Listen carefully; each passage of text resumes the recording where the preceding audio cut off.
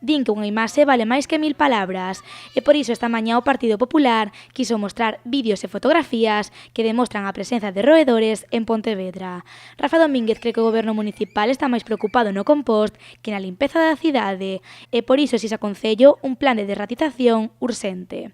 Una Pontevedra máis limpia, un plan de choque de desratización en este momento y una recogida de basura a la altura que se merece una ciudad tan bonita como es Pontevedra. O Partido Popular cree que estas imaxes son o claro exemplo de que o servizo de recollida non está funcionando. Por iso, Rafa Domínguez insiste na necesidade de eliminar os colectores do centro e mellorar o servizo de recollida. Los composteros comunitarios no están funcionando, no son evidentes, cada vez mandamos más basura a Sogama y no ahorramos dinero, al contrario.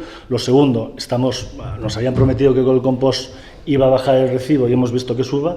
Y lo tercero, nosotros hemos dicho, aparte del modelo puerta a puerta, un día más de recogida en el rural, queremos un desbroce adecuado en el rural y que las cunetas estén limpias, queremos bajar el recibo y queremos que no haya ratas en la ciudad de Pontevedra, que es un problema que estamos asistiendo y que nos está llegando por múltiples sitios y lo estamos viviendo.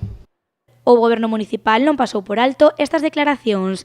Anabel Gulías quiso deixar claro que o Concello leva a cabo campañas de desratización ao longo de todo o ano.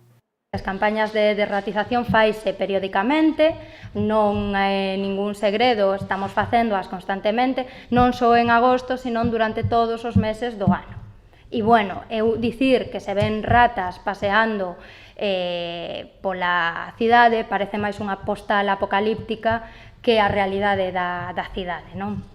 Os populares recordaron tamén que o contrato de recollida de liso expira no ano 2021 e incide na necesidade de melloralo canto antes para que os veciños e os turistas non teñan que volver a ver imaxes como estas.